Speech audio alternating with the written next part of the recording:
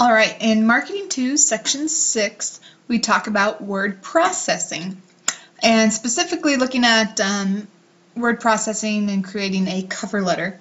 And word processing is the creating and changing documents with text in them. So your text focuses on, your text in Section 6 focuses on OpenOffice or OpenOffice, which is a type of word processor, so is Microsoft Word. And since most of you use Microsoft Word, I went ahead and did the demonstration videos using that program. So if you use OpenOffice, you can go ahead and work your way through the text and you'll get the same result. So you can either go through the text and figure out these word processing programs or watch these videos instead. So I'm going to cover the nuts and bolts of the chapter in this PowerPoint, and then I go over cover letters and formatting specifically in those other two videos where I actually demonstrate it. But first, let's talk about cover letters. A cover letter is a business letter that a job applicant sends to the potential employer along with a resume or job application. So basically, this letter gets sent along with your resume, and it explains why you would be a great fit for this job and goes into detail about how you're qualified, what makes you qualified, and so on. Should always be less than one page, preferably though a full page, and the cover letter should be written specifically for that job. So you really want to look at what the job description is looking for and tailor your cover letter to match a lot of those details in the job description. So let's go over the parts of a cover letter. We have the heading. This is going to be all kind of at the very top. It lists the date of the letter, your contact information, the information of the company you're sending it to. And I demonstrate this in the video, but I strongly encourage you guys to create your own letterhead. And let me know if you ever want help with that, but it's a lot more professional looking, and it just looks a lot nicer overall when you go to send in that cover letter. You have a nice letterhead instead of having to type out your information all the time. Then we go into the introduction. So this should always begin with a greeting to the person, whoever you're writing it to. And it's usually like a dear, Mr., Mrs., whoever it is you're writing to. And then using a colon after that. Not a comma, not a semicolon, but a colon. And then your introduction should also include the first paragraph, which states why exactly you're a good match for the job.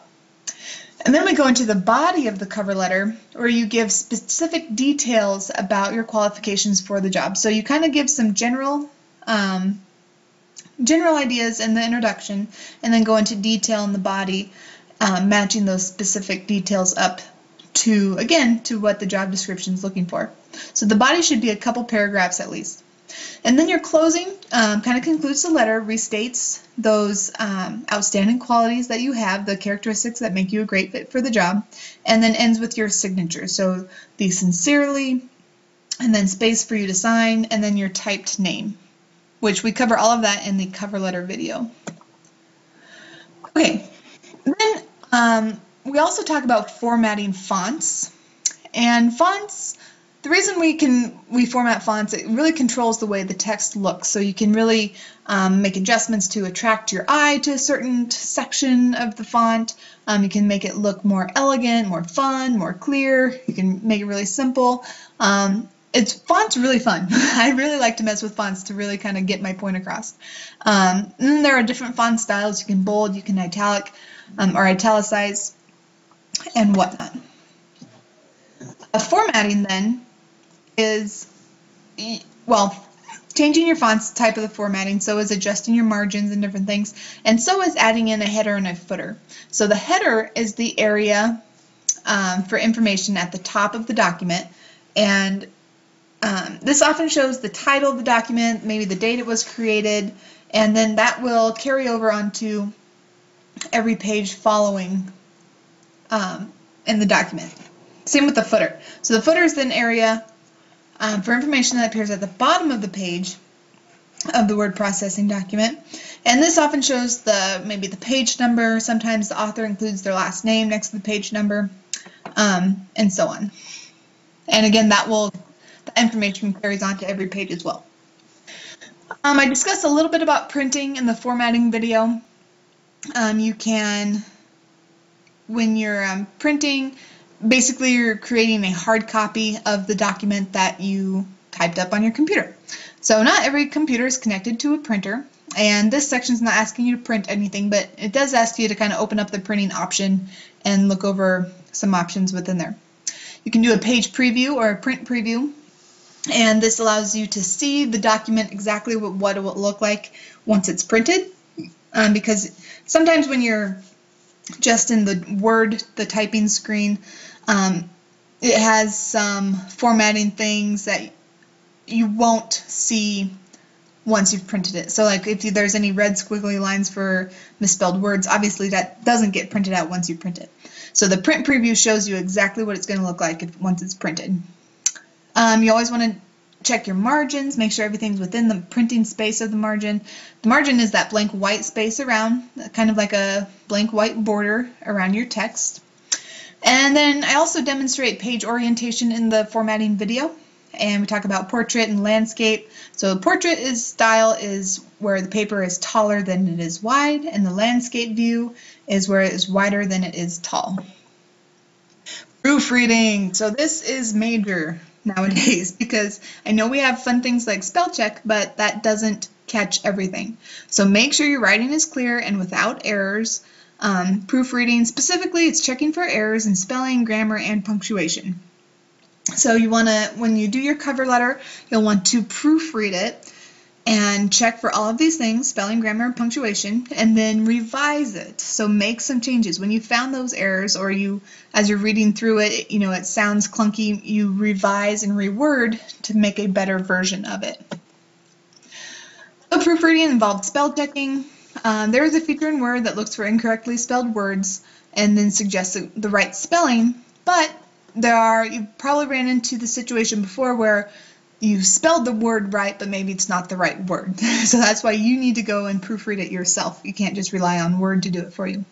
Also be checking for punctuation. Make sure every sentence has a period or exclamation mark. You don't want to overuse commas, things like that. Spaces. Make sure there's proper spaces between each word and not extra spaces afterwards. More with proofreading, make sure each sentence is capitalized and all proper nouns are properly capitalized. That seems to be a big thing these days with students not capitalizing their work, or where words should be capitalized. Grammar, look for no incomplete sentences. You don't want sentence fragments. The your and your. Make sure you're checking for all of those. To and to, your and your. Always just make sure you're double checking that and you're using the right form of the word. For instance, your is you are as opposed to your. So it's kind of hard to explain just talking, but I think you guys get the idea by now. You should. Being clear and professional, make sure your cover letter is written clearly, it's easy to understand, you're specific, and that you sound professional. Okay, this is a cover letter that you're using to try and get a job, so you want to sound as professional as possible. Okay, so now you should go and watch the cover letter video and then the formatting video, and we actually cover both parts of the assignment 6S that you'll be needing to turn in. So you can watch both those videos and get that assignment knocked out, then go and take the quiz while everything's fresh in your head. If you have any questions over section 6, please let me know.